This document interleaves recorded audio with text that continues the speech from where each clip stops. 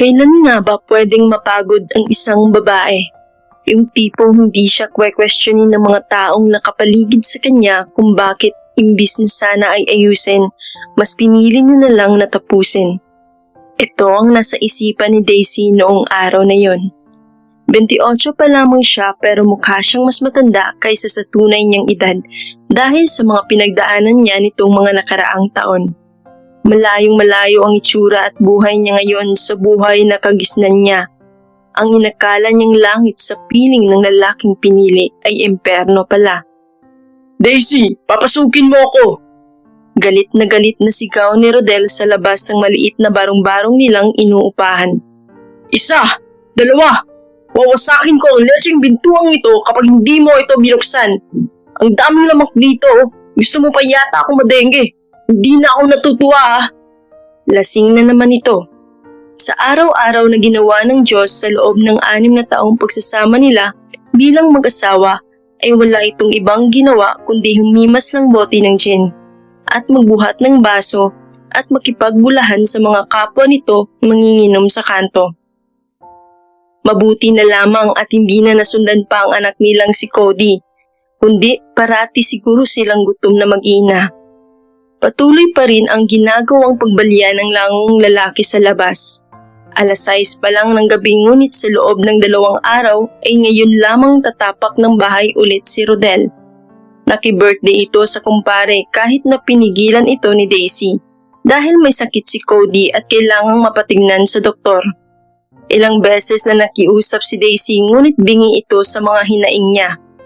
Imbis na unahin nga ni Rodel ang kinukumbulsyon na anak ay nagalit pa ito at tumuloy pa sa birthday ng kaibigan. Iyon ang naging wake-up call para kay Daisy. Nakapagpasya na siya at wala nang makakapigil pa sa kanya. Daisy, utang na naman. Bubuksan mo ba o dadambahin ko ang pintuang ito at tatamaan ka talaga sa akin? Hindi ka pa nadadala ah. Nung isang araw, gusto mo pa atang makatikim ulit. Sigaw muli ni Rodel. Lasing na lasing pa din ito. Rodel, wala na dyan ang mag-iina mo. Lumapit ang isang kapitbahay nila na naiingayan na. Anong mula ang pinagsasabi mo? Nilayasan ka na. Nanginsultong sagot ito sa tanong ni Rodel. Mabuti nga tinubuan ng kapirasong kukote yang si Daisy at nagising sa katotohanan na wala siyang mapapala sa isang batugan na kagaya mo. Dahil sa narinig ay aktong susugurin sana ni Rodel ang lalaking kapitbahay na nagsabi sa kanyang iniwan na siya ng mag-ina niya. Ngunit hindi pa man ito nakakalimang yapak ay nabuwal na ito dala ng kalasingan. Nakita naman ito ng mga ibang kapitbahay, ngunit dahil inis silang lahat kay Rodel dahil sa ginagawa nito kina Daisy at Cody, tila wala silang nakita at ipinagpatuloy na lang ang kanya-kanyang gawain sa masikip na iskinita ng tondo. Isang tanod ang napadaan at napansin ang nakabulagtang lalaki. Hoy, ano to? Di ba sabi ko, pag may namatay, itatawag niyo agad sa barangay? Gusto niyo atang ma-quarantine tayo lahat dito eh. Buhay pa yan, lasing lang. Sino ba to? Tanong ulit ng tanod sabay turo sa lalaking nakahiga. Nako, yung first honor sa inuman dito sa lugar natin. Si Rodel. Asan ba si Daisy? Bakit hindi pa hatakin tong kumang na to sa loob at nang hindi makaabala sa mga dumadaan? Umalis po, Mang Baldo. Dala po yung malaking sakong bag. Sabi ni Cody, hindi na daw po kami pwedeng maglaro dahil hindi na sila babalik ni Aling Daisy dito. Malungkot na sumbong ng isang batang babae. Ito ang laging kalaro ng anak nina, Daisy at Rodel. Napangisi ang tanod. Buti naman at nagising na yang si Daisy. Mas mabuti yon. Kaysa naman dito lang siya mabulok magkadakuba sa paglalaba para lang may maisupply na alak sa damuhong ito. Anak-anak hindi man lang maghanap buhay. Tumalikod na ito para ipagpatuloy ang pagroronda. Yung babae ang dumidiskarte. Mabuti nga kamo at napakahaba ng pasensya ni Daisy. Kung ibang babae siguro yun, matagal na sigurong iniwan to. paano po si Mang Rodel? Bata, hayaan na natin yan dyan. Isipin mo na lang na kulang pa yan sa lahat ng atraso niya sa kaibigan mo si Cody. Sana nga matuklaw ng ahas yan dyan eh. Huy, wag naman po. Pero wala din naman pong gustong tumulong sa kanya. Kaya dyan na po talaga siya matutulong. Ang tingin ng lahat kay Rodel Salvacion sa lugar nila ay kabaliktaran ng pagtingin nila sa misis nito na si Daisy. Kung anong ikinagaspang ng ugali ng lalaki ay siya namang ikinabait ng babae at ng anak nitong lalaki na si Cody. Matagal na nilang pinapayuhan ito na kumawala na mula sa mga mapang-abusong relasyon nila ng lalaki dahil wala din naman itong ambag sa aspetong pinansyal nila. Si Daisy ang kumakayod para malagyan ng laman ang kaldero nila kahit nung buntis pa lamang ito. Sa tulong ng mga kapitbahay ay nasurvive ni Daisy ang 6 na taong imperno kasama si Rodel. Ang mga kapitbahay na din ang nag-ambagan para makabili ng gamot para kay Cody at sila na din ang nangumbinsi dito na iwan na ito kahit na mamimiss nila ang mag-ina. Sa pag-aambagan din nila nagkaroon ng pamasahe pauwi ng Bicol ang dalawa. Mama, hindi na po ba talaga natin babalikan si Papa? Tanong ni Cody sa ina habang nakakalong ito sa mga hita niya. Kung pauupuin pa kasi niya ito ay magkukulang na sila ng pamasahe sa tricycle papunta sa barangay nila at para kahit papaano ay may pang-snacks ang bata. Nak, isipin mo na lang magbabakasyon tayo. Bakit po natin dala lahat ng gamit natin? Para hindi na tayo muna bumili. Medyo mahal kasi ang mga damit ngayon. Tapos wala pang pera si Mama. Kaya maghahanap muna si Mama ng pera para may pambili tayo ng apple at banana ni Cody, okay? Di ba favorite mo ang mga fruits na yon? Nalungkot ang maamong mukha ni Cody. Opo. Bakit naman malungkot ang poging baby na yan ni Mama? Kapag madami na tayong pera, uuwi na po tayo. Gustong maiyak ni Daisy sa kainosentihan ng anak.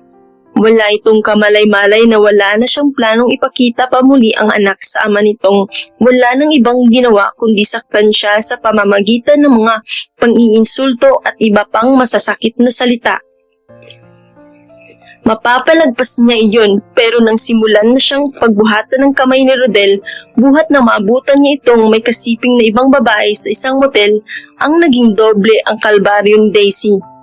Siya na nga ang nag-aagrabyado. Pinaparamdam pa sa kanya ni Rodel na siya ang may kasalanan kung bakit siya ng babae. Tignan mo nga yung itsura mo. Sino bang gaganahan sa'yo, ha? Eto mga katagang parating naririnig ni Daisy sa tuwing kakausapin niyang lalaki tungkol sa pambabae nito. Kahit taong grasa, hindi malilibugan sa'yo eh. Kaya huwag kang magrereklamo na may gusto kong magkama ng ibang babae kaysa sa'yo. Mahal niya ito, ngunit mas mahal niya ang sarili at ang anak niya. Ilang taon din siyang nagtiis, nagdasal na baka sakaling dapuan ng mabait ni Espiritu si Rodel.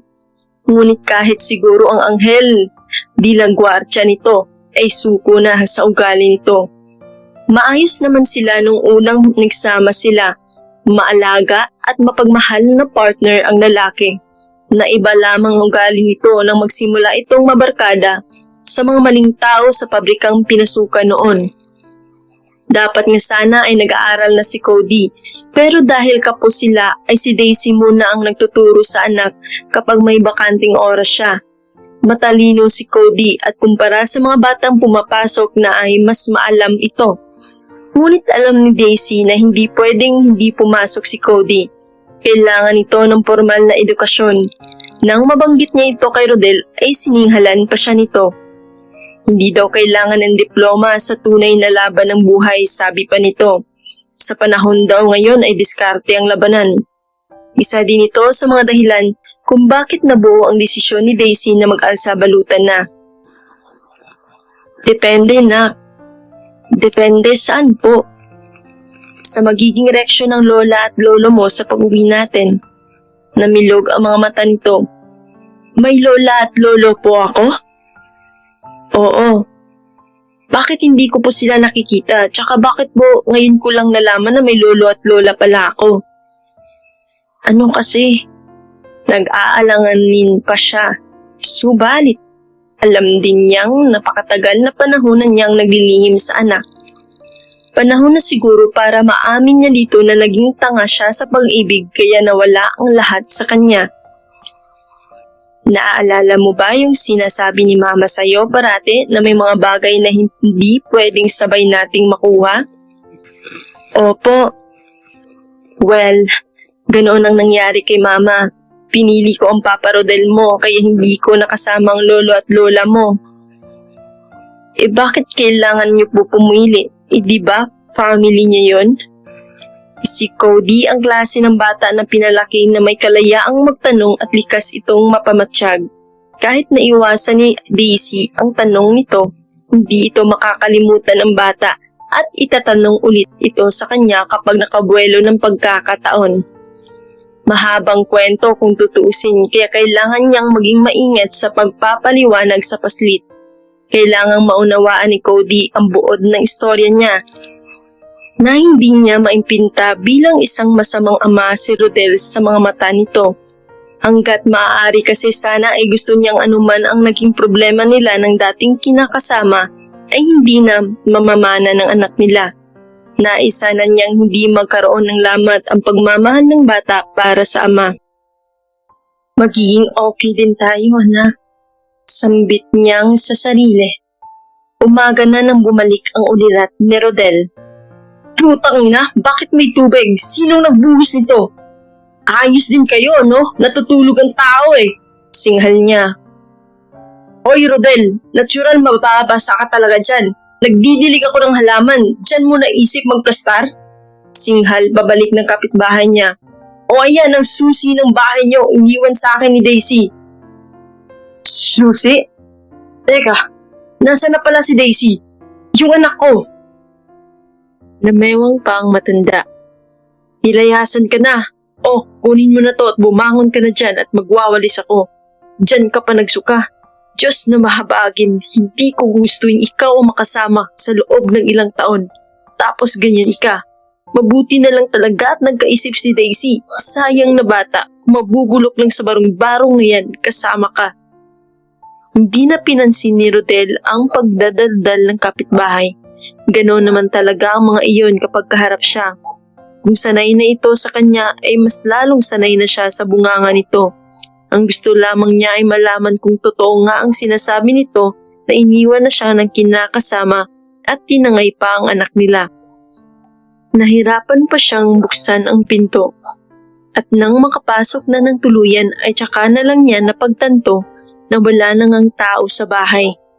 Gaya ng nakagisnan niya, malinis na malinis ito kahit salat sa komportabling mga bagay. Sinilip din niya ang lagayan ng damit nila nang makitang walang itinira si Daisy sa mga gamit nila ng anak nila. Nasuntok niya ang pader. Sa galit niya ay naparami ito. Nag-iwan ito ng malaking butas. Mahaba ang biyahe ni na Daisy at Cody. Ngunit matapos ng isang buong gabi sa bus, ay nakarating sila ng Bicol. Matagal na din nang huling nagawi siya sa bayan niya at agad niyang napansin na madami na ang nagbago. Nag-jacket din siya at sombrero para maiwasan niya ang sino mang maaring makakakilala sa kanya. Ma, ang init po ah. Bakit nakaganyan kayo? Wala anak. Nilalamig lang ako. Napakalamig sa bus kagabi pa. Hayaan mo na. Ganda po pala dito ma, no? Oo, pero may kalayuan pa ang bahay ni na lola at lolo mo. Paliwanag niya habang akay ang anak. Dito na napansin nito na hindi nabitbit ng ina ang sako bag nila. Malayo na din sila sa terminal kaya hinatak nito ang kamay niya. Ma, yung mga damit natin, nakalimutan mo yung sako bag. Naku, bumalik tayo sa sakayan ng bus, ma. Wala tayong gagamiting dalawa. Mangyak-ngiyak na yayaan ni Cody sa ina. Cody, ayos lang anak. Promise. Halika na ma, baka andun pa yung mga damit natin. Muling yaya nito sa kanya. Bilang masunuring bata ay tumango na lamang si Cody sa sinabi ng ina. Walang dahilan ng bata para questionin si Daisy dahil alam niya kung ano ang ginagawa niya. Kung tutuusin sana ay pwede namang iwan na lang nila sa barong-barong sa tundo ang mga gamit nila. Pero naisip niya pa rin dalhin ito dahil ayaw na niyang may maiwanan silang gamit doon. Mas gugustuhin niyang dalhin ang lahat ng kung anong meron sila ng anak. Hindi naman talaga niya ito iniwan sa bus. Ayaw din niyang makaperwisyo sa mga taong naghahanap buhay. Maari kasing makapagmalang bomba ang sako bag nila, kaya iniwan niya ito sa tumpok ng mga basurahan malapit lamang sa terminal. Magagamit pa naman ito ng kung sino mang makapulot dahil maingat sila sa mga gamit nila. Marahil ay hindi ito napansin ni Cody dahil sa sobrang pagmamatsyag nito sa kapaligiran. Okay lang yun anak, promise. Siya si Daisy Villacortes at siya ang nag-iisang anak at tagapagmana ng mga magulang niya. Hindi siya basta-bastang may kaya lamang, heredera siya na mas pinili ang pag-ibig. Sumakay sila ni Cody ng tricycle papunta sa kanila at pagbaba nila sa tapat ng mansyon ng mga Villacortes ay tinanong pa siya ng driver. Mag-a-apply po kayong katulong dyan? Ako, mukhang walang makante at madami na silang helper. Malabo din kayong matanggap kung may dala kang bata, miss. Kuya, hindi po mag-a-apply si mama. Galing po kami ng Manila. Bibisitahin po namin ang lolo at lola ko. Sagot ni Cody. Ganun ba? Sa bagay, nasa loob din ng malaking lupain na yan ang mga bahay ng mga ilan sa mga pinagkakatiwalaan ni Sir Pablo at Ma'am Eleonora. Doon ba sila nakatira sa likod? Hindi po. Si Daisy na ang sumagot. Saan ba? Wala namang ibang bahay na pagmahirap dito. Tanong ulit ng driver. Kuya, bakit ang kulit niyo po? Hindi naman po siguro Marites ang pangalan niyo, no? Medyo inis na si Cody sa lalaki at sa pagtatanong nito. Nayamot ang lalaki. Nagtatanong lang eh. Bahala na nga kayo dyan. Pagkaalis ng tricycle, ay agad naman silang nilapitan ng gwardya. Saan po kayo, miss? Dito na tinanggal ni Daisy ang hood ng jacket at sombrero. Kilala niya ang matandang gwardya at labis siyang natutuwa na ito ang mga nasa gate. Kamusta po, Mang Temyong?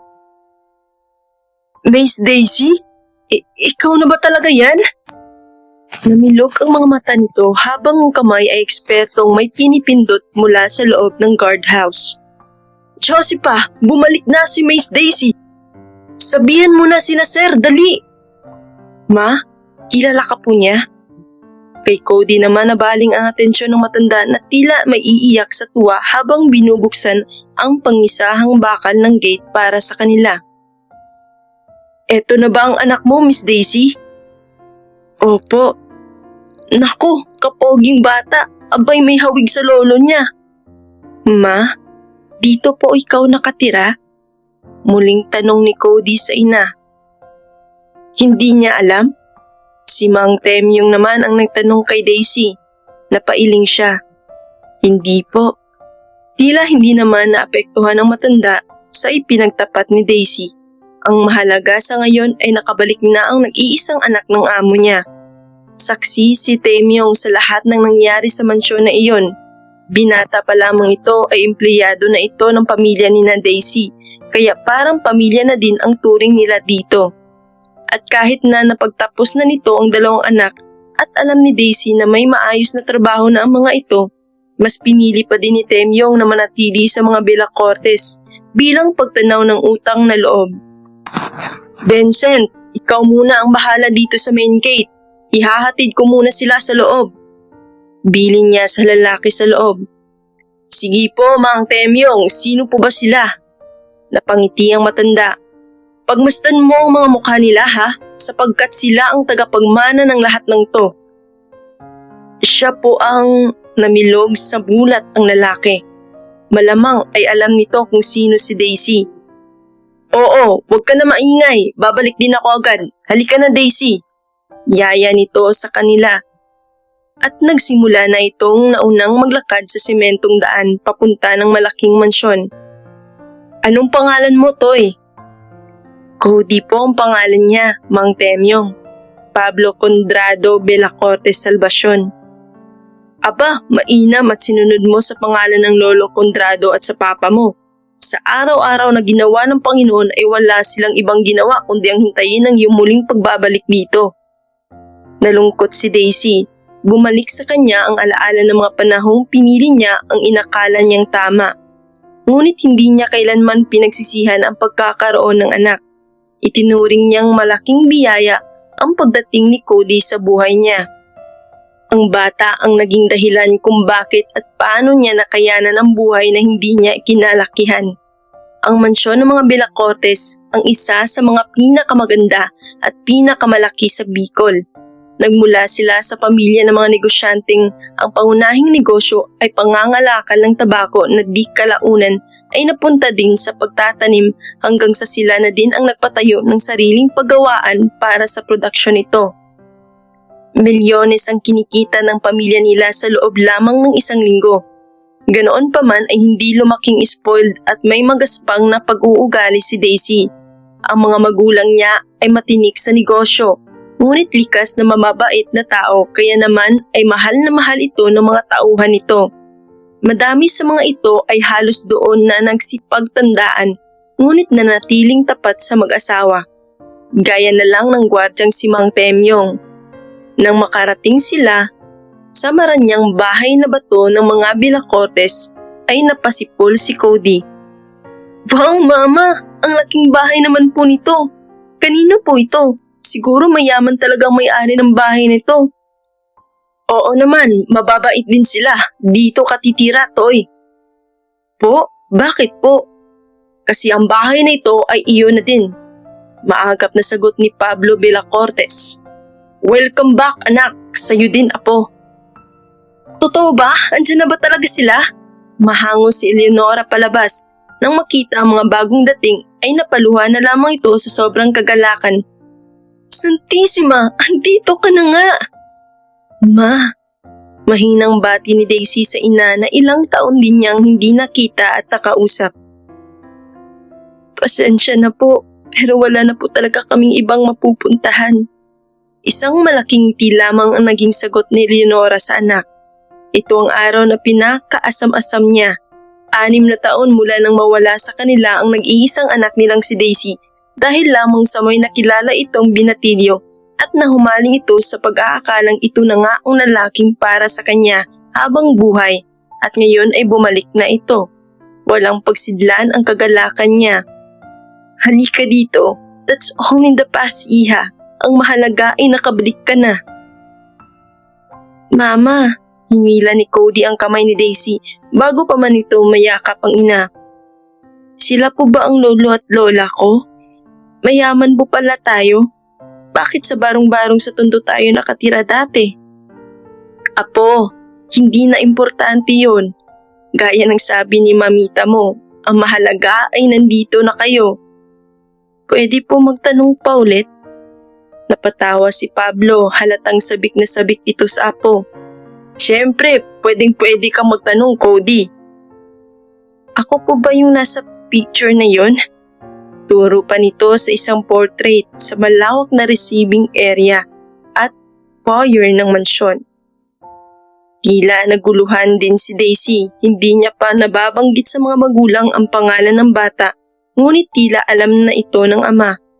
Sinundan niya ang tingin at tinuturong portrait ng anak at hindi na nga ito nagkakamali. Isa nga itong life-size portrait ni Cody noong 4-year-old pa lamang siya.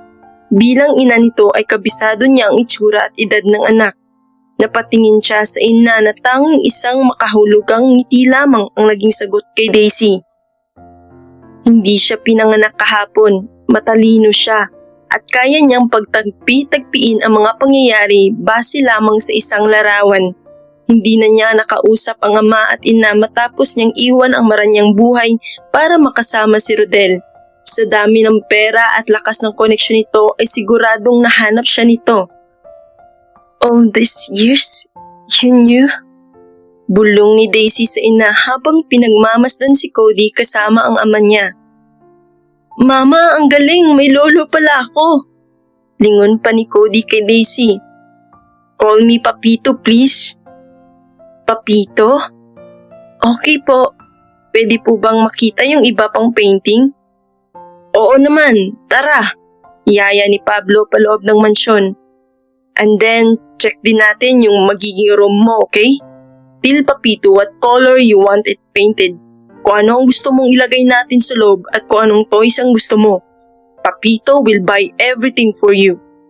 Nang maiwan si Eleonora at Daisy ay tsaka na lamang niya ipinakita ang tunay niyang emosyon. You had me watch? I am sorry, Daisy. Yun lang ang alam naming paraan para masigurong ligtas ka. No, ma. Pumatak na ang masaganang luha na kanina pa niya pinipigilan. Ako po ang dapat na humingi ng paumanhin at pagpapatawad. I was wrong. Napakayabang ko pa noong nagkasabalutan ako tapos itong nangyari sa akin. Niyakap siya ng ina. Isang bagay na matagal nang gustong gawin muli ni Eleonora sa anak na minsan nang naiba ang landas sa buhay. Nang sumama si Daisy kay Rodel ay agad siyang nag-utos ng isang private investigator para alamin kung saan ibinahay ng lalaki ang unikaihan niya. Halos gumuho ang mundo nilang mag-asawa nang bumalik ang private investigator. Dala ang mga larawang nagpapakita ng bagong buhay na pinili ni Daisy. Gusto sanang bawiin ni Eleonora ang anak at ilayo mula sa lalaki, ngunit pinigilan siya ng asawa. Kapag ginawa daw nila iyon ay lalo lamang mag-aalab ang kagustuhan ni Daisy na iwan sila. Mainam daw na hayaan itong maghirap at hindi rin daw maglalaon ay kusa itong babalik sa kanila. Hindi nila inakala na aabot ng 6 na taon ang paghihintay nila. Walang araw at gabi na hindi nila ipinagdasal ang araw na ito. Shh! Like I said, it's all in the past. Nandito na kayo ni Cody. Ang mahalaga ay hindi ka nagpakasal sa lalaking iyon. Hindi nga po ako naisipang yayain, ma. Kahit sa kasalang bayan lang. Humikbi siya ulit nang maalala ang mga panahong umasa siyang yayayain siya ni Rodel na mag-isang dibdib. Oh, tama na. Are you staying for good here? Yes, ma. Good. Because your papa and I don't want to lose you again. What if pumunta dito si Rodel and assert his rights to Cody? Tatay pa din po siya ng anak ko. If he will, I will give him that, ma. But I am so done. Nauubos din pala ang pagmamahal. Akala ko dati unlimited ang supply. You tried your best, anak. Alam kong ilang beses mong sinubukang ayusin. I am so proud of you for having the courage to leave an abusive relationship. Madaming babae ang mas piniling manatili for the sake of their children. Mas mahal ko si Cody, ma. Umiti na siya nang maalala ang anak. He deserves to grow up in a family na puro pagmamahal lang ang bibigay sa kanya. Anak, you know that's impossible. Bahagi ng buhay ang masaktan. Doon tayo natututo. Wala ding pamilyang perpekto. I learned that hard way when I tried to control your life according to what I thought was right. And look what happened. Nasakal ka. You found the love you thought you needed and the time with Rodel and left us. Kasalanan ko kung bakit ka napunta sa ganyang sitwasyon. If I did not over too much and gave you freedom to run your life, baka sakaling hindi tayo umabot dito. Eh di, wala din po tayong Cody. Tukso niya sa ina. Oo nga, no? See, something good came out of it pa din pala. Ilang araw na ang nakalipas nang iwan niya na Daisy si Rodel. Noong una ay hindi pa niya ramdam ang pagkawala ng babae at anak sa buhay niya dahil lasing siya parate. Ngunit hindi pala pwedeng ganoon araw-araw. Unti-unti niyang nararamdaman ang hirap na walang umiintindi sa kanya at namimiss niya ang ingay ni Cody sa umaga. Nakahiga pa siya ngunit gising na ang diwa niya. Rodel, alam kong nandyan ka sa loob. Malalakas na sigaw ang nagpabalik sa ulirat niya. Kasunod noon ay mas malalakas na katok sa pintuan. Bawas sa akin ko itong pintuan ito at idadagdag sa renta nyo. Ano ba? Bubuksan mo ba to? Kailangan ko magtawag ng tanod. Yamot na tumayo ang lalaki at inabot ang t-shirt niya bago pagbuksan ang landlady nila. Hindi na niya kailangan silipin sa siwang ng bintana kung sino iyon. Boses pa lang ay kabisado na niya. Si Aling Bebang iyon at nangungubra ng renta ng bahay. Napabuntong hininga si Rodel bago buksan ang pinto. Nagpaskil din siya ng ngiti sa mukha. Good morning, Aling Bebang. Kasing ganda niyo po ang umaga. Nagpagupit po ba kayo? May kakaiba sa aura niyo ngayon Lalo kayong gumaganda. Tigilan mo ko, Rodel. Hindi mababayaran ng bulatiks mo ang bills ko sa Meralco. Singhal ng matabang babae sa kanya. Bayad, yan ang kailangan ko. 2 buwan pati na din ang kuryente. 2 buwan na din yun Tsaka pwede ba? Sumilip ito sa paupahang bahay nito at nangunot ang noo at bandang ilong nito. Maglinis ka naman. Asan ba si Daisy? Ang kalat at ang sangsang ng bahay. Diyos ko, maliit na bahay na nga lang, hindi niyo pa ma-maintain. Napakamot ng ulo si Rodel. Aling Bebang, ano kasi? Napalitan ng galit ang ekspresyon sa mukha nito. 2 linggo. Pag wala ka pang pambayad sa akin yan, magbalot-balot na kayo. Umalis na ito matapos mayamot at ibigay ang ultimatum nito. Pare, si Aling Bebang ba yun? Tanong ng isang kapitbahay na kanina pa pala nakamasid. Sino pa nga ba? Galing din dito yun Buti na lang nakasahod na ako. Tinapik siya nito sa braso. Ikaw pasikreto-sikreto pa kayo Mayaman pala yang si Daisy. Anong sabi mo? Ayan nasa social media na bumalik na ang tobacco Harris ng Bicol. Inilapit pa nito ang cellphone nito sa mukha ni Rodel. Halos madikit na ito sa mukha niya sa sobrang lapit. Huwag mong sabihin kamukha lang niya yan Andyan din sa picture si Cody.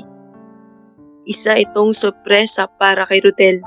Nang makilala niya si Daisy nang tumugtog ang banda nila sa pesta ng bayan, ang alam lang niya ay galing ito sa isang maayos-ayos na pamilya, middle class, at hindi solong anak.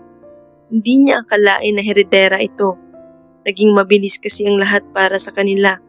Ilang araw lang sila sa Bicol kaya hindi na rin niya nagawang magtanong-tanong. Ang alam lang niya ay gusto niya noon ang dalaga kaya ninyaya niya itong magtanan. Hindi na rin nila napag-usapan pa nito ang pamilya nito at ngayon lang niya napagtanto na kaya pala hindi ito nabanggit ng babae sa kanya ay dahil sinadya nitong itago ito sa kanya. Nagtiim ang bagam niya. Pakiramdam niya ay pinagkaitan siya ng masaganang pamumuhay ni Daisy. Naghalo din ang inis at galit niya sa sarili. Kung alam niya lang sana kung ano ang tunay na estado sa buhay ay sana ay miyaya niya itong magpakasal agad para may makuha siya dito. Pahotspot ako pare, may titignan lang ako. Huwag mong sabihin hindi mo alam na mayaman si Daisy, Rodel. Muling usig nito. Nako, paano yan? Wala ka makukuha niyan. Sayang, mabait at maganda naman kasi si Daisy. Napakasipag pa. Ewan ko ba sa'yo bakit hindi mo niyaya magpakasal kahit sa Westman lang? Bakit ba mas marunong ka pa kaysa sa akin? Galit na sagot niya dito. Kung ayaw mo magpa-hotspot, idi wag. Pumasok na siya para makikonek sa wifi ng ibang kapitbahay nila. Kating-kati siyang malaman ang tungkol sa buhay ng babaeng kasama niya ng 6 na taon. Umandar na naman ang pagiging ganid niya. Ibang-iba na si Rodel ngayon. Wala naman talaga siyang balak hanapin ang mag-ina niya. Dagdag gastusin lang sila sa buhay niya. Maaaring namimiss niya si Daisy dahil wala nang nag-aasikaso sa kanya. Yun lang yung noong una. Bago pa niya malaman ang tungkol sa tunay na pagkatao nito. Ngayon ay nakuha nito ulit ang interes niya. Kailangang makuha niya ulit ang loob ni Daisy para makatikim din siya ng masaganang buhay. Hindi pwedeng sila lang ang makaangat sa buhay. Para kay Rodel, nararapat lang na makompensate niya para sa 6 na taong pangbuhay niya sa mga ito. At iyon nga ang gagawin niya. Akalain mo nga naman, nag-alaga pala ako ng heredera sa barong-barong na ito. Nakangisi niyang palatak. Mahal ako ni Daisy. Kung hindi, ay bakit siya magtitiis sa ganito? Kung may palasyo pala sila. Naaamoy ko na ang kumpul-kumpul na pera. First day of school ni Cody at maagang nagising si Daisy para ipaghanda ito ng pagkain para sa almusal. Kung tutuusin ay late na ang anak para sa school year, pero ang papa niya ang kumausap sa school. Kapag si Pablo Villacortes ang nakiusap, good as done na anuman ang ipinakiusap nito. Walang tumatanggi sa isang Villacortes, lalo na sa padre de pamilya nito sa Bicol. Mahimbing pang natutulog ang bata sa tabi niya. Kahit may sarili itong kwarto sa mansyon ay mas pinili nitong sa tabi niya matulog.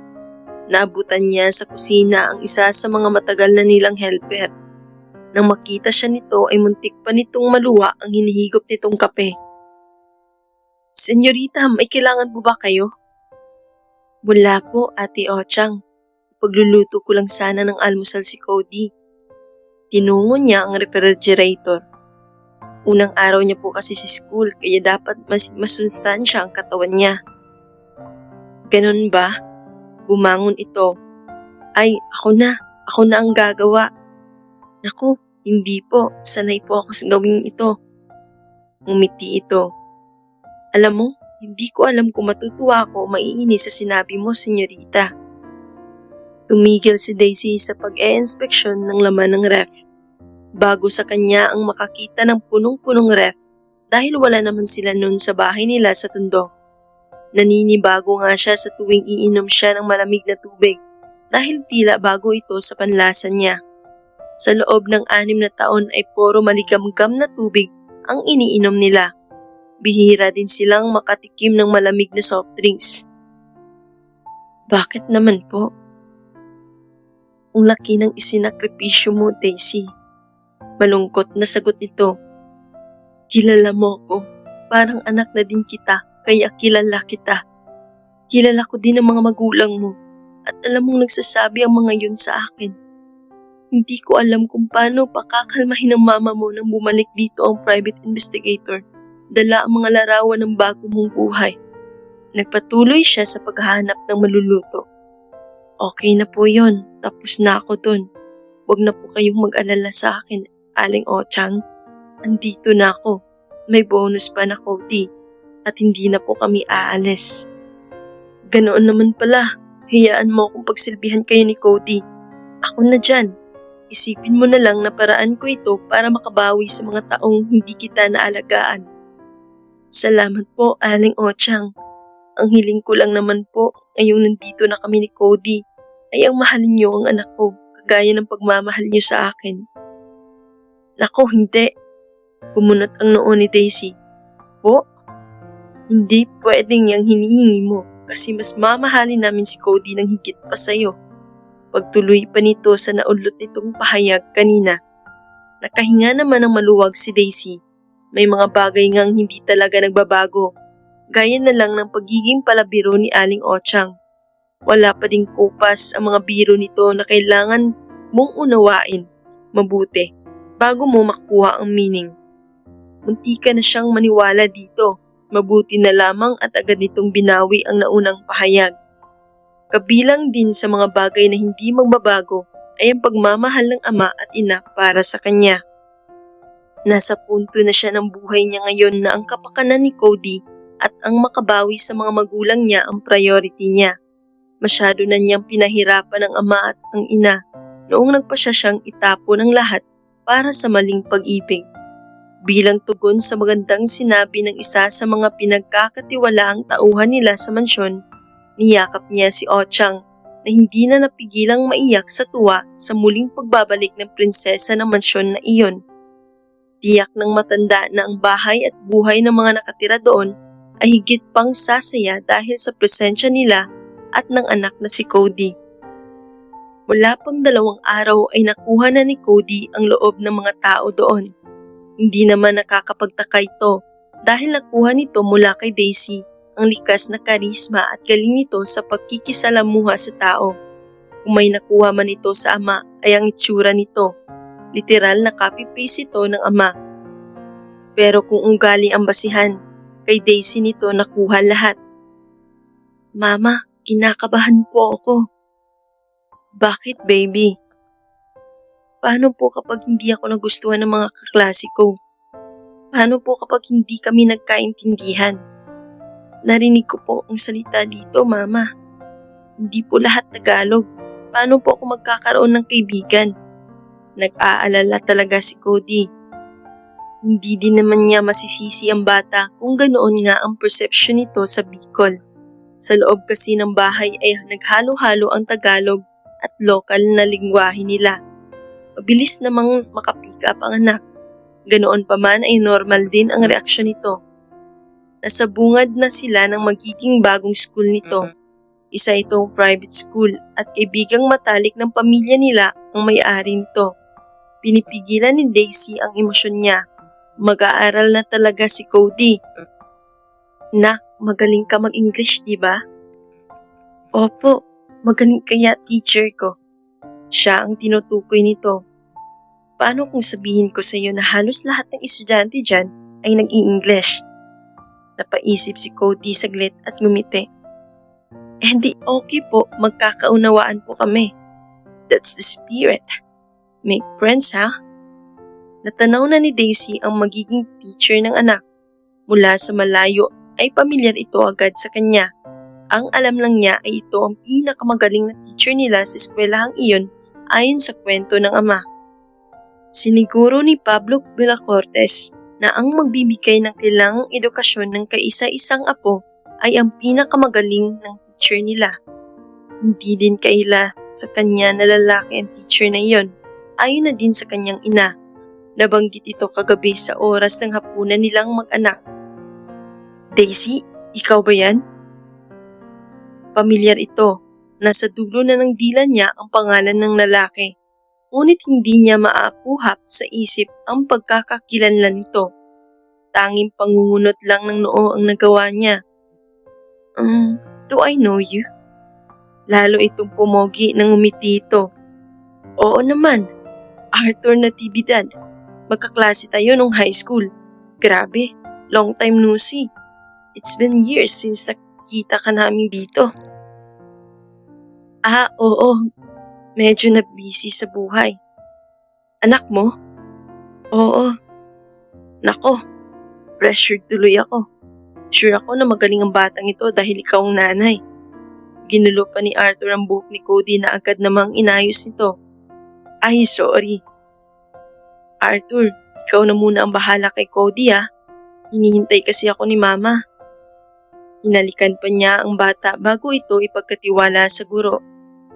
Medyo late na siyang mag-start sa school, pero is prepared with the basics. Okay ka lang dito, anak? Andito naman si Aling Ochang. Siya muna magbabantay sa iyo kasi kailangan kong samahan si Mamita sa lakad niya.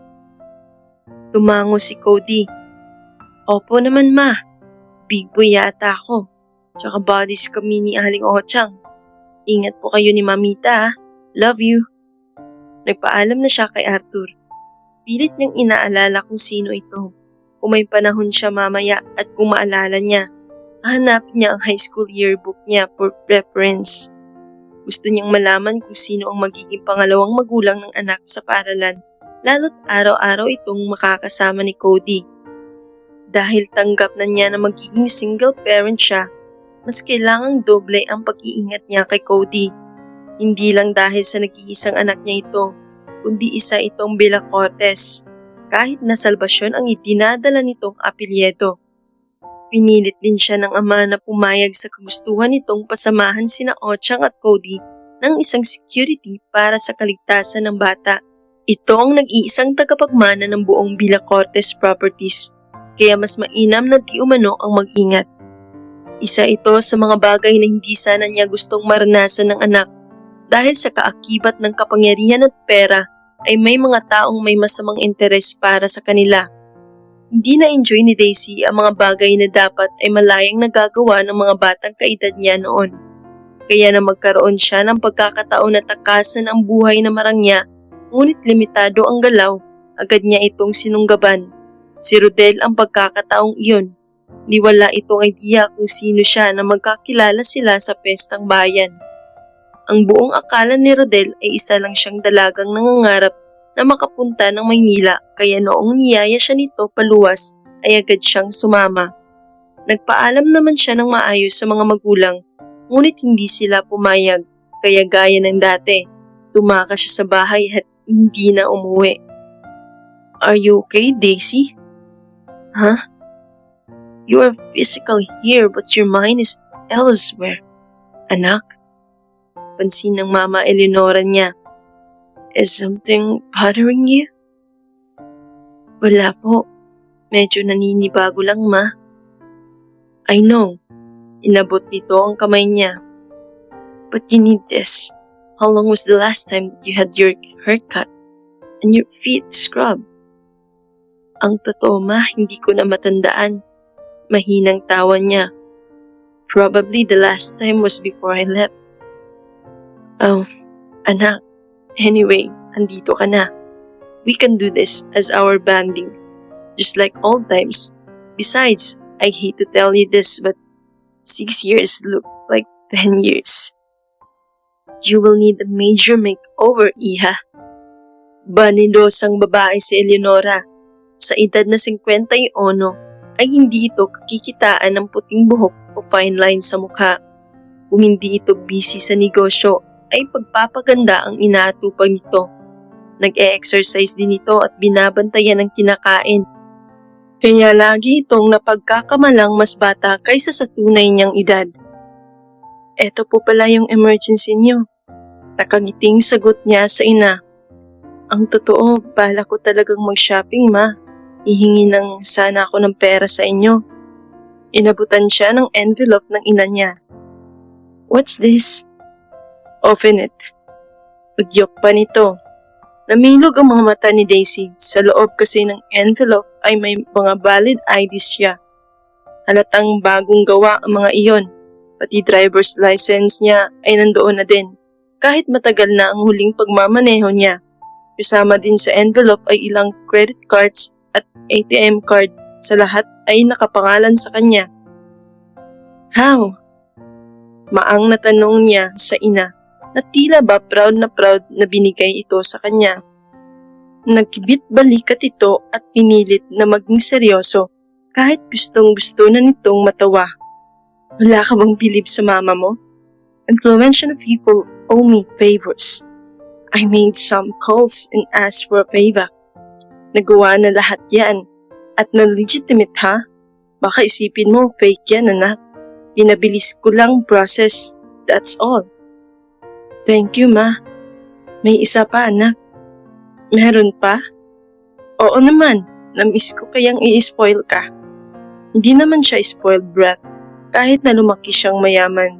Subalit hindi maiali sa isang ina na maging ganoon, lalo na at nag-iisang anak lamang siya at babae pa. Na-miss niya din ang mga ganitong eksena nilang mag-ina. Nasa isang sikat na salon at spa silang mag-ina. Ito ang pinaka-paboritong brunch ng ina, kaya hindi na nakakapagtaka na alam ng mga staff na darating sila. Walang ibang customer doon at kasama nila si Lotlot, ang staff na kasama ng ina saan man ito magpunta. "Lot, please nga ako ng mga binili ko for Daisy." Mabilis namang umalis si Lotlot. Pagbalik nito ay may 2 orange paper bags itong dala. Luxury item ito. Alam ni Daisy dahil paborito niyang brand ito. Ang iba nga sa mga ito ay nasa walk-in closet pa.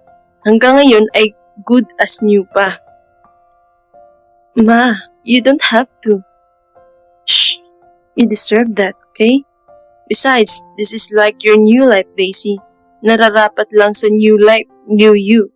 Tsaka saan mo ilalagay mga ID at cards mo kung hindi sa bagong wallet at bag?" "Thank you, Ma. Check mo if you like it." "Ma, tiwala ako sa fashion sense mo. I think you need to give me a lesson on fashion 101 nga eh." Biro niya sa ina, pero binuksan niya pa din ang paper bag gaya ng utos ng ina.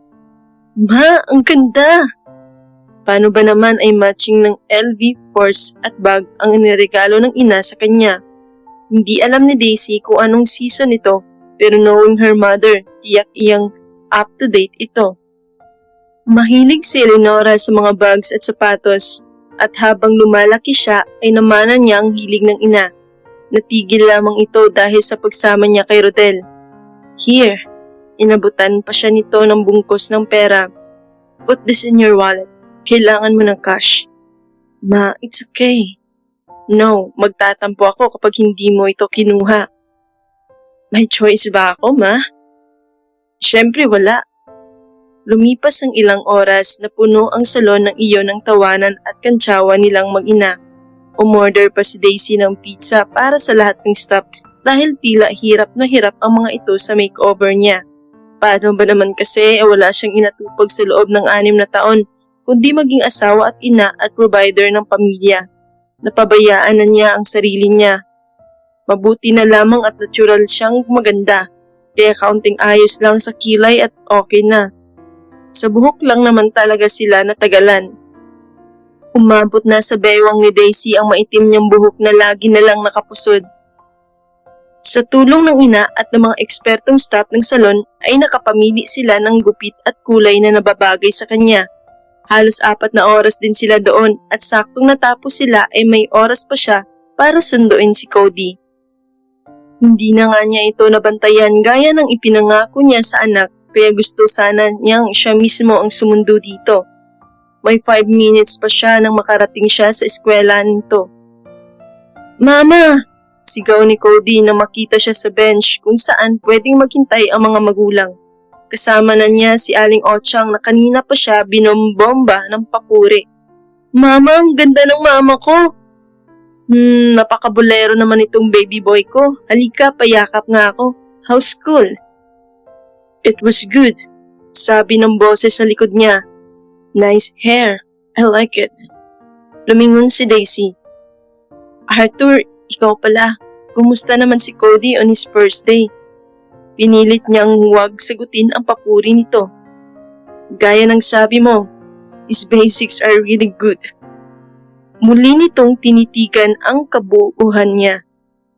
Are you staying for good now? Ha? Oo, bakit mo natanong?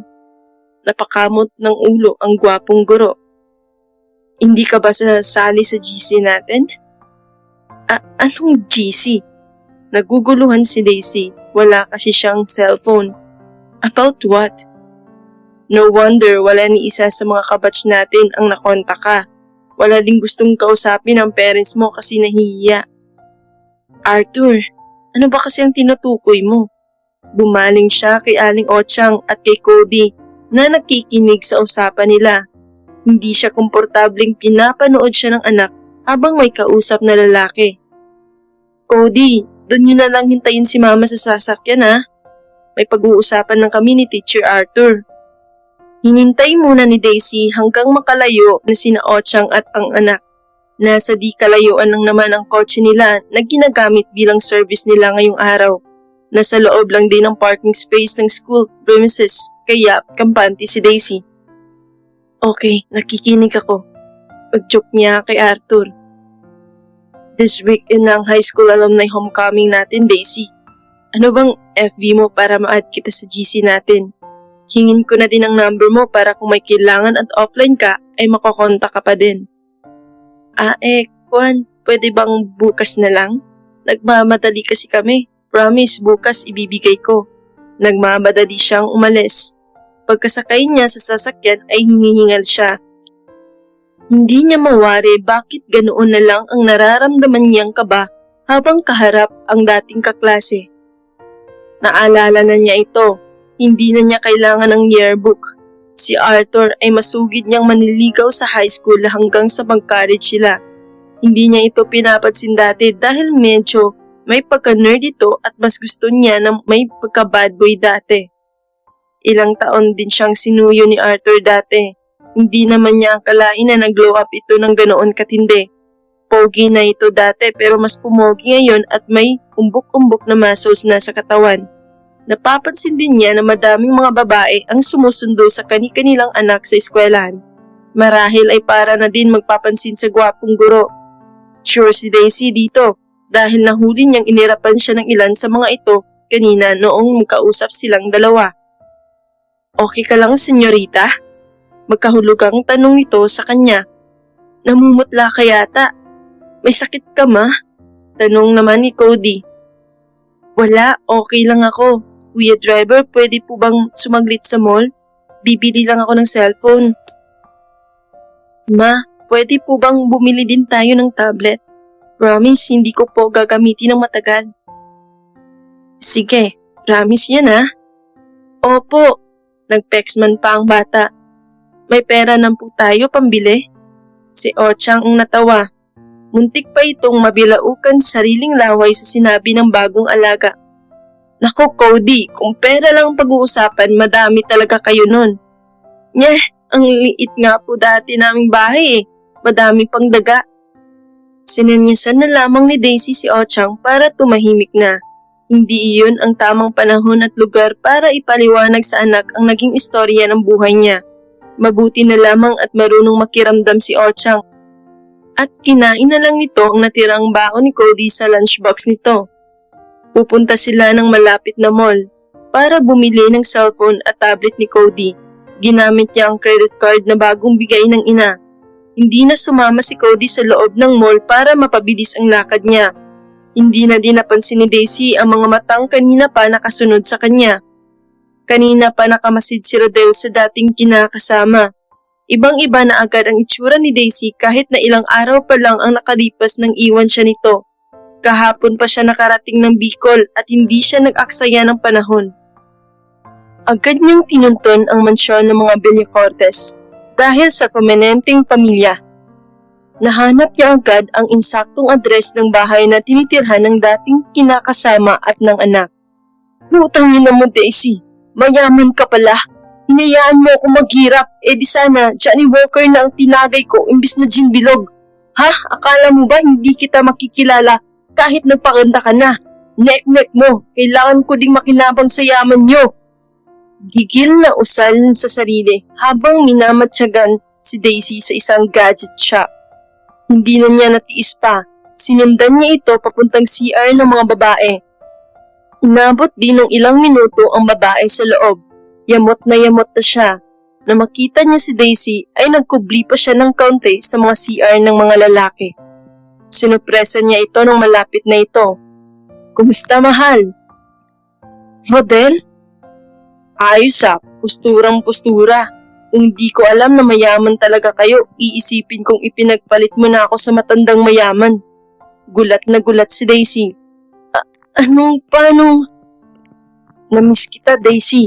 Alam kong ayaw mo nang umuwi sa Tondo, sa masikip at mainit na barong-barong na pinagtiyagaan mong tirahan dahil mahal mo ako. Dati yun, Rodel. Nagising na ako. Malumanay ang pakikipag-usap kay Daisy ni Rodel ngayon.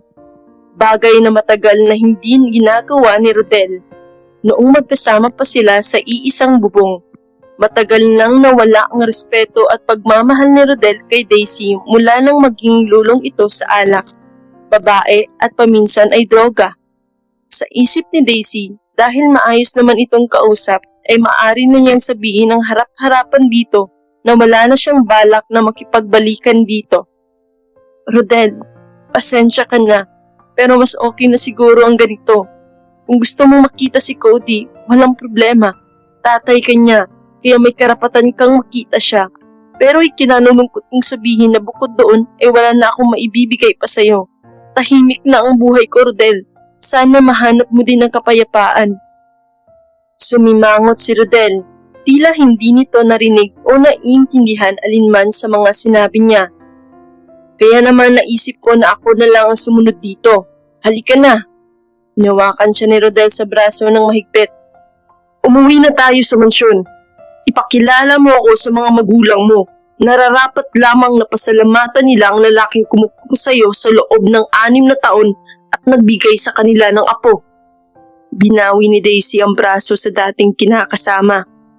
Ano? Naririnig mo ba ang sinasabi mo, Rodel? Hindi ka ba kinikilabutan? Ako, kinupkop mo? Inasawa mo ako, inalila, pinagtrabaho mo ako, Rodel, kahit nabuntis ako, kahit na bagong panganak ako. Bakit? Tama naman ako ah. Ano? Ikaw lang at si Cody ang magbubuhay marangya? Hindi pwede! Lumabas din ang tunay na pakay nito. Muli siya nitong hinatak. Rodel, nasasaktan ako, ano ba? Masasaktan ka talaga sa akin kapag hindi ka pumayag sa kagustuhan ko. Kapag sinabi kong iuuwi mo ako sa inyo, iuuwi mo ako. Kapag sinabi kong bigyan mo ako ng pera, bibig. Natumba si Rodel. Isang suntok ang dumapo sa mukha nito, dahilan para mabitawan nito si Daisy. Are you alright? Tumingala si Daisy, nangilid ang luha sa mga mata niya, pagkakita sa taong nagtanggol sa kanya. Arthur, thank you.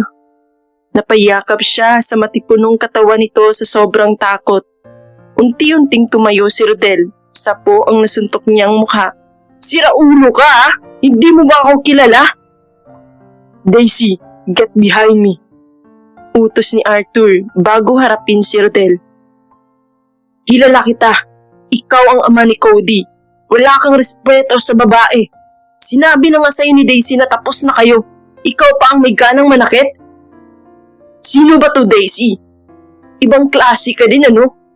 Ilang araw ka pa lang dito, may jowa ka na? Tapos nang mahuli mo kung may babae, akala mo ang laki na ng kasalanan ko sa'yo? Makati ka din naman pala. Isang malakas na suntok sa panga ang tumama kay Rodel. Natumba na naman ito sa sahig. Sa lakas ng suntok na dumapo nito ay nakatulog ito. Sa bilis ng pangyayari ay tila panandaliang nawala sa ulirat si Daisy. Naramdaman na lamang niyang marahan siyang hinatak palayo sa lugar kung saan naroon si Rodel.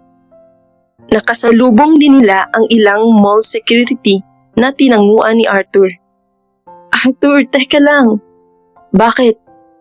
Anong ginagawa mo dito? Ngumiti ito na wala na ang galit sa maamong mukha nito kanina habang kausap si Rodel. Namimili din ako. Nakita kita tapos yayayain sana kitang magkape. Actually, I followed you to the gadget store. But I saw your ex kaya nag-observe muna ako. Huwag kang mag-alala, hindi ka nagagambalain yan. Diretso yan sa police station. Statement mo na lang kailangan and he's gonna learn his lesson behind bars. Wait, you know Rodel? Not by name, but I saw him many times 6 years ago. Believe it or not, ako yung laging nakabantay sa'yo. Kahit sa malayo lang, I saw you and this guy from the band. Nag-date kayo and it tore me to pieces. I ever heard your plans to leave Bicol with him. Dapat pala pinigilan kita that night. Pakiramdam ko tuloy kasalanan ko kung bakit ka nawala ng mahabang panahon. You were there all this time, Arthur? Hindi naman ako tumigil na mahalin ka, Daisy. Pero single mother na ako. You're really single. Alam mo naman kung anong stigma sa mga katulad namin, Arthur. Isa pa, teacher ka ng anak ko. I don't think you need the trouble and scandal in your life. Hindi pa din makapaniwala si Daisy na may isang lalaking tahimik at pasensyosong naghintay sa pagbabalik niya.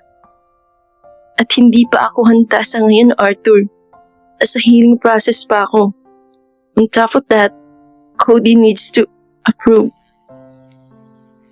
Almost 10 years nga sa paghihintay, kinaya ko. Healing process pa kaya. I will be here while you're healing. No pressure, I promise. Sa presinto na huling nakita ni Daisy si Rodel. Matapos niyang magsampa ng formal na reklamo, ay ang abogado na ng pamilya nila ang nag-asikaso nito. Malinaw ang bili ng mag-asawang Villacortes. Huwag magbibigay ng pera dito at siguraduhin na hindi na ito makakalapit sa kanilang mag-ina. Si Arthur ang naging date ni Daisy sa homecoming nila na ginawa sa isa sa mga resort na pag-aari nila. Naging tampulan pa sila ng tukso ng mga kabatch nila dahil bagay na bagay daw sila. Nagkasundo silang dahan-dahanin ang mga bagay-bagay, mabait at maunawain naman si Arthur kaya sumang-ayon ito sa kagustuhan niya. Kung may natutunan si Daisy sa buhay, yun ay ang pag-isipan muna ang isang bagay ng maraming beses para hindi niya pagsisihan ito. Malaking leksyon para sa kanya ang pinagdaanan niyang hirap sa piling ng maling tao. Approve naman ito sa mga magulang niya dahil galing din sa isang kilala at respetadong pamilya si Arthur. Para sa mga magulang ni Daisy, wala namang issue sa kanila ang estado ng buhay ng kung sino mang makakatuluyan ng anak. Ang gusto lamang nila ay maging tunay na maligaya ito. Wala din itong nobya, kaya malaya silang dalawa. Hindi naman kasi kasal si Daisy. Doon niya napagtanto na kaya pala hindi ipinagkaloob ng Diyos sa kanya ang kasal noong magkasama pa sila ni Rodel, yun ay dahil may nakalaan para sa kanya. Si Cody naman ay botong-boto sa guro niya. Naging malapit din ang dalawa higit pa sa mag-ama kung tutuusin. Kapag lumalabas nga sila na magkasama ay madalas na mapagkamalan silang isang pamilya. Never naman tinama ni Arthur ito. "Baby, what do you think of your teacher, Arthur?" "He's nice, ma. He really loves you." Nakahiga sila sa kama ni Cody. Kaya na nitong matulog mag-isa sa kwarto nito. Really? Paano mo naman nasabi na love niya ako?" "Ma, madami pong teachers ang mommies at titas na may gusto sa kanya sa school. When they ask him why he's not interested with anyone, he simply says na gusto niya mami ko." Kaswal na sagot ni Cody sa ina. Kung dati ay marunong na itong mag-English, ngayon ay mas matatas at mas komportable na ito sa banyagang lingwahe. "That's how I know." Lihim namang kinilig si Daisy. "Baka naman your Tito Arthur is bringing you to say that, ha?" "Of course not. If there's anyone who wants to see you happy, ako yun, ma. Deserve mo po ang love na binibigay ni Tito Arthur." "Nakita po kitang umiiyak ng patago nung nasa lumang bahay pa tayo. Hindi ka po love ni Papa Rodel pero pinilit niyo po maging strong for me." Hindi malaman ni Daisy kung paano niya ipagtatanggol si Rodel sa sarili nitong anak. May isip na si Cody at nauunawaan na niya ang mga pangyayari. "Please don't hate your father. He's still your father, Cody." "I don't hate him because he's my father, ma. Masama ang loob ko dahil sa pagtrato niya noon sa'yo. Pero mahal kita kaya susundin kita." "That's my boy." Niyakap niya ito ng mahigpit. "Don't grow up too fast, anak." Kung naging mahirap ang 6 na taon para sa kanya, ngayon naman ay napakagaan at napakadali ng buhay niya. Nagsimula na ding i-train ni Pablo ang anak sa pagpapatakbo ng negosyo nila. Paminsan ay dinadalaw ni Cody ang ama sa kulungan. Nakulong ito hindi dahil sa kasong sinampan ni Daisy, inuurong din niya ito, alang-alang sa anak. Nakulong muli si Rodel sa salang attempted homicide. Ang kinakasamang bago nito ang nagsampa nito at mukhang wala itong balak na iurong ang kaso laban kay Rodel. Kaya pinayagan niyang makita ni Cody ang ama sa kondisyong kasama nito si Ochang. "Pakisabi kay Mama Daisy mo, anak, na salamat dahil pinapakita ka pa niya sa akin. At sa kabila ng lahat, sincero si Rodel sa mga sinabi sa anak. Napakabait ng nanay mo. Sayang lang at gago ako." "Pa, okay na po si Mama. Ang intindihin niyo po ay ang pagpapakabait niyo. Mana ka talaga sa nanay mo. Pareho kayong mabait. Kaya wag po kayong pasaway, susuntukin ko kayo." Biro ni Cody na ikinatuwa ng ama. Tunay siyang nagpapasalamat kay Daisy. Sa katunayan ay inihanda na niya ang sarili na hindi na talaga niya makikita ang anak kailan paman. Kayang-kaya ng pamilya ni Daisy na ilayo ang bata sa ibang bansa hanggang sa tuluyan na siyang kalimutan ng sariling anak, ngunit hindi nito ginawa. Hanga din niya ang kaligayahan at pagmamahal na hindi niya naibigay kay Daisy. Birthday ni Daisy at hiniling niya na huwag nang maghanda ng magarbo. Tamang dinner lang with family and friends. Nasunod naman ang gusto niya dahil pagdating sa bahay ay talaga namang simpleng dinner lang ang nakahanda. "Mama, happy birthday! Mahal na mahal po kita." Bati sa kanya ni Cody na may inaabot na bouquet of flowers. "Thank you, anak." Napalingalinga siya. Hindi ko nakikita si Tito Arthur mo ah. Wala ba dito? Nasa labas po, ma. Nakangiting sagot ni Cody. Ganun ba? Wait, pupuntahan ko lang, baka nahihiyang pumasok dito. Minsan din talaga may pagka-OA ang Tito Sir mo eh. Palatak niya. Ang totoo niyan, malulungkot talaga siya kapag wala ang binata sa mismong araw ng kaarawan niya. Balak pa naman sana niyang sabihin dito na totally healed na siya at pwede na nilang iakyat sa mas mataas na level ang anumang meron sila. Lumabas siya sa may full area. Doon niya nakita na madaming tao doon. Andito pala kayong lahat. Anong meron bukod sa birthday ko? Kasal natin, Daisy. Biglang tinanggal ni Arthur ang malaking vocate na naunang binigay sa kanya. Ang ipinalit dito ay mas maliit at hugis pabilog na vocate ng puting rosas. May nagsuot din sa kanya ng maliit na belo. What? Is this a joke? Kinakabahan siya. Sana totoo ito. Kung joke lang ito, madidismaya talaga ako. Pabirong banta niya sa lalaking tinatangi. Sasabihin ko pa namang totally healed na ako. Kung prank lang ito, hindi kita mapapatawad, Arthur. Don't worry, this is real. I even invited the press to officiate the wedding. Ma? Pa? Baling ni Daisy sa mga magulang. You are on board with this? Yes, sabay na sagot ng dalawa. Doon nga nakita ni Daisy ang isang maliit na altar kung saan may naghihintay na pare. Kilala niya ang paring ito dahil kabatch din nila ito. Halos lahat ng empleyado nila sa mansyon ay naroon. Maging ang side ng family ni Arthur ay naroon din. Teka, hindi ka pa naman nanligaw ah.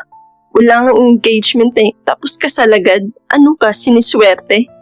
Kunwaring reklamo niya dito, kahit nakilig naman talaga siya. Siniswerte talaga ako.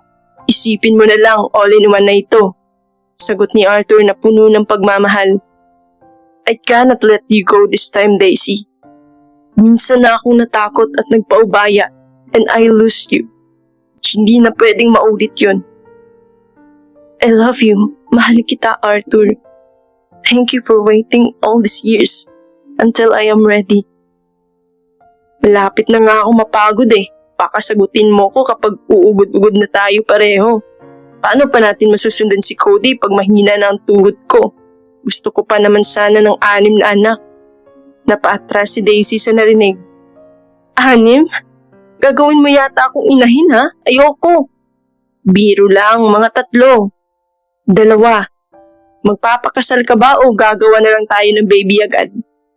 Pananakot pa nito. Pauuwin ko na lang si father. Mag-take home na lang siya ng lechon. Basta pumayag ka.